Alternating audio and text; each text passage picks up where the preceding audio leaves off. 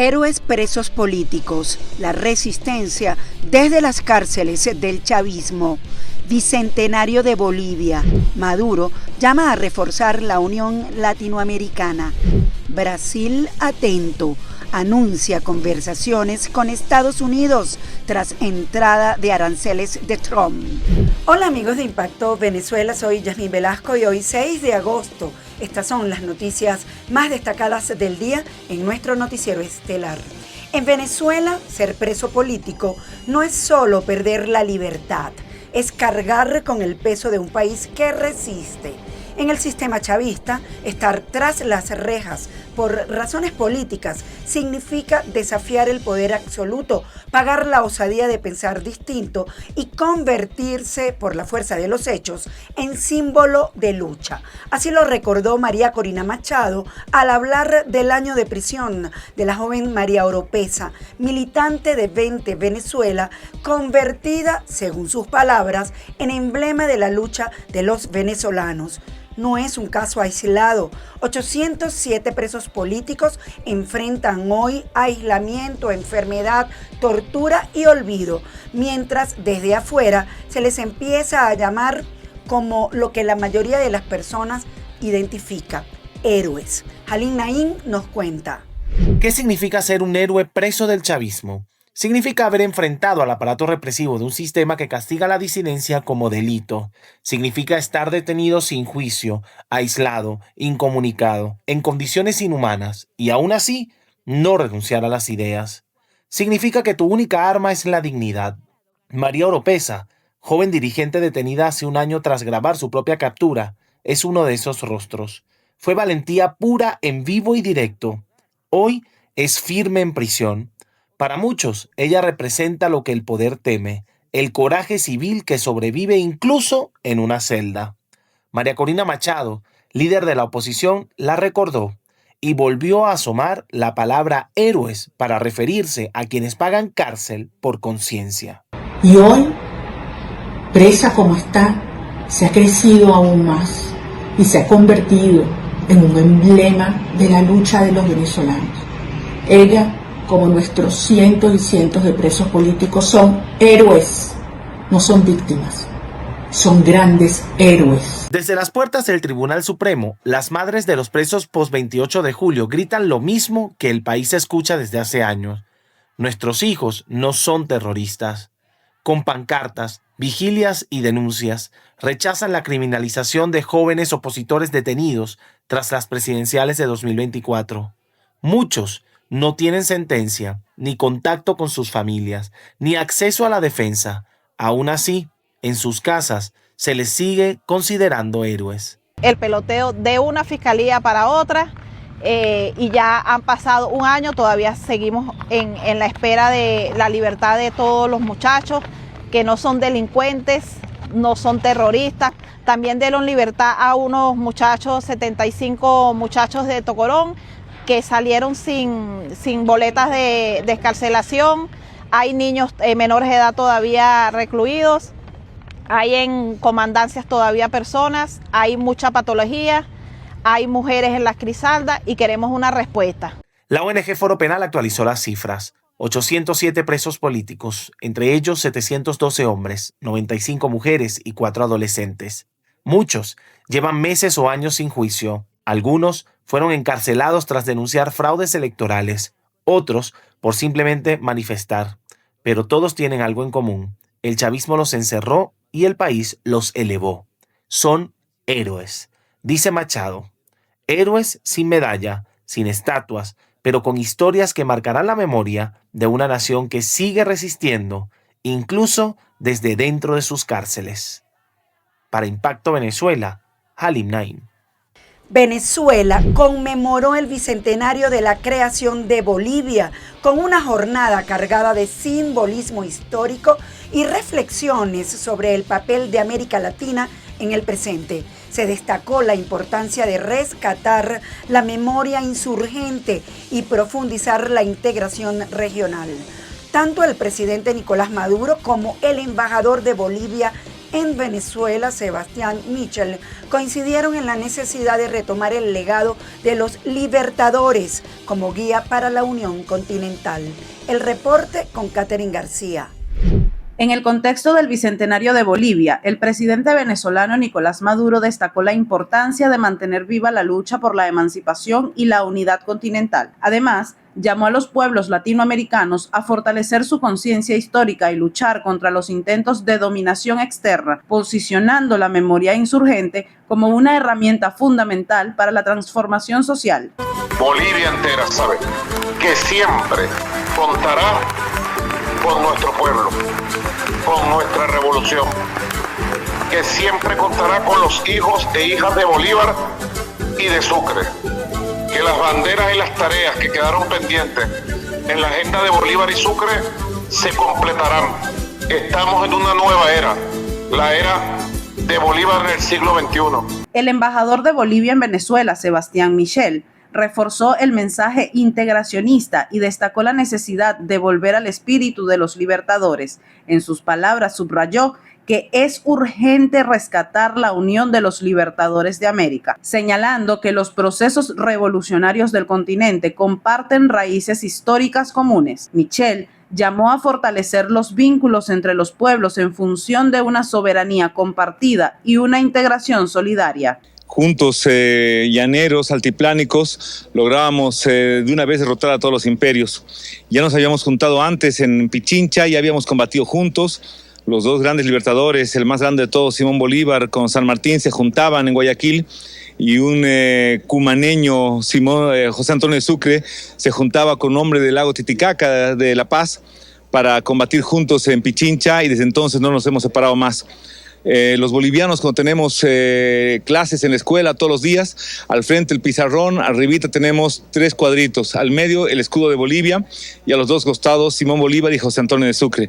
La relación bilateral entre Bolivia y Venezuela se ha consolidado en los últimos años a través de acuerdos de cooperación y una visión común sobre el papel de América Latina en el escenario global. En conjunto, ambos gobiernos buscan revitalizar la idea de la patria grande, honrando la historia y trazando un futuro común para los pueblos del sur. Informó para ustedes Catherine García, Somos Impacto Venezuela.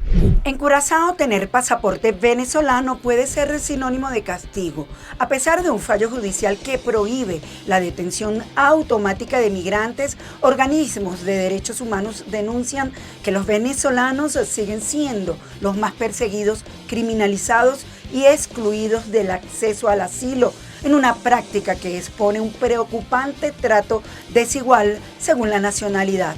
Los detalles con Génesis Pérez.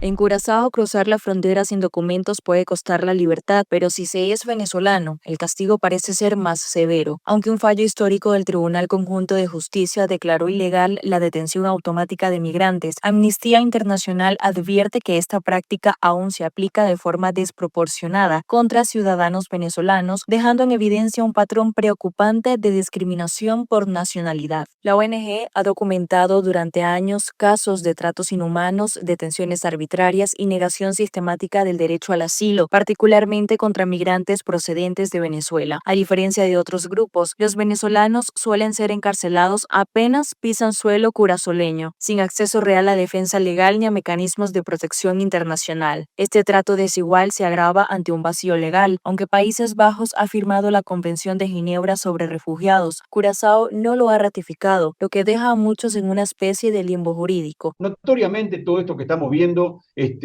pone en entredicho todas las leyes que nos hemos dado a nivel internacional en carácter de principios, que son notoriamente leyes inspiradoras más que nada para los países que no están respetando la propia condición humana. No quiere decir esto, Génesis, que estemos estimulando la migración ilegal. Lo que estamos diciendo es que tenemos que dar oportunidades a esta movilidad que duele. La sentencia judicial exige explorar medidas alternativas a la detención, pero hasta ahora las autoridades locales parecen resistirse a romper con una política migratoria basada en el castigo. ¿Es una política migratoria o una forma institucionalizada de discriminación? Mientras Curazao debate su próximo paso, El mensaje internacional es claro: los derechos humanos no pueden depender de un pasaporte. En todos los lugares del mundo está habiendo este problema y lo que nos está demostrando es que las leyes regulatorias que solo miran desde el punto de vista policíaco y de control no funcionan.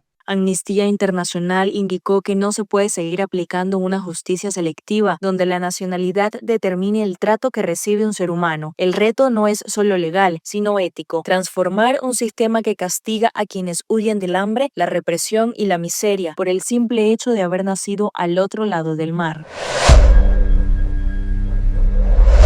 Revisemos lo que es noticia en materia internacional según lo que destacan portales en la web.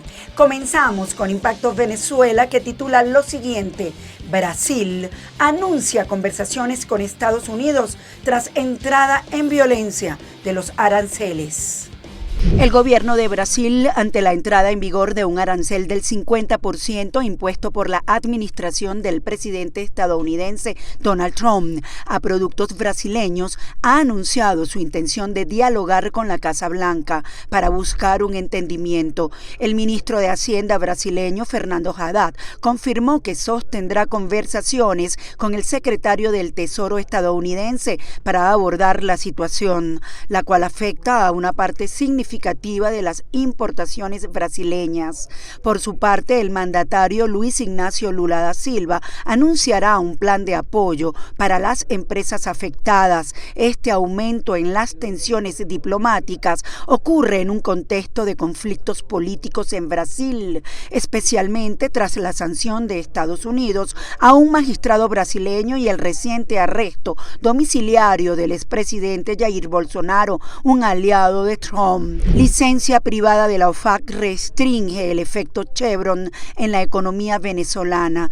A pesar del silencio por parte del gobierno estadounidense, el presidente de la empresa Chevron, Mike Wirth, confirmó que han recibido un nuevo permiso de la Oficina de Control de Activos Extranjeros, OFAC, para operar en Venezuela, aunque con mayores restricciones que en licencias anteriores. Esta nueva licencia limita los volúmenes de exportación de crudo hacia Estados Unidos, reduce los pagos en dólares en el mercado cambiario y no se espera que tenga un impacto significativo en los resultados financieros de la empresa a corto plazo. Si bien Chevron puede seguir importando diluyentes para sus operaciones en el país, las nuevas condiciones reducen el llamado efecto Chevron en la economía venezolana, a diferencia del periodo en que Venezuela fue uno de los principales proveedores de crudo a Estados Unidos. Gustavo Petro entra en su último año como presidente de Colombia.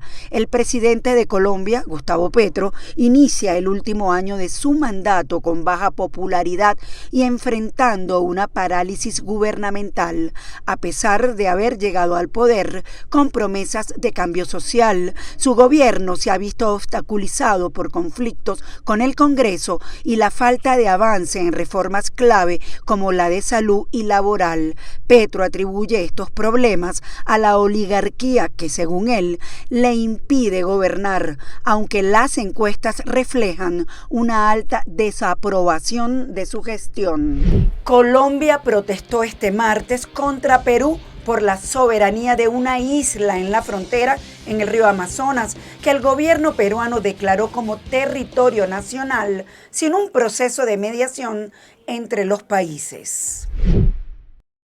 Disputa entre Colombia y Perú por la soberanía de una isla en la frontera en el río Amazonas.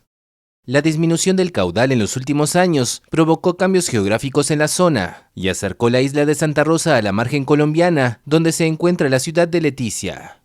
Perú defiende que la isla está en territorio nacional y a mediados de junio la oficializó como parte de la provincia de Loreto. La Cancillería colombiana, que asegura que la isla nunca fue asignada a Perú, pidió que sea una comisión binacional quien defina su soberanía. No queremos llegar a un conflicto, tenemos que buscar el diálogo y es lo que estamos haciendo para que precisamente esta zona, pues como un ecosistema amazónico, sea respetado, no sea habitado y pueda de manera conjunta ser gestionado. Esa es nuestra propuesta. El gobierno peruano rechazó las declaraciones de Colombia y reafirmó los derechos soberanos y actos de jurisdicción que ejerce legítima y legalmente. Los habitantes de la isla compartieron su visión sobre el reclamo. Yo no estoy de acuerdo, porque nosotros somos peruanos.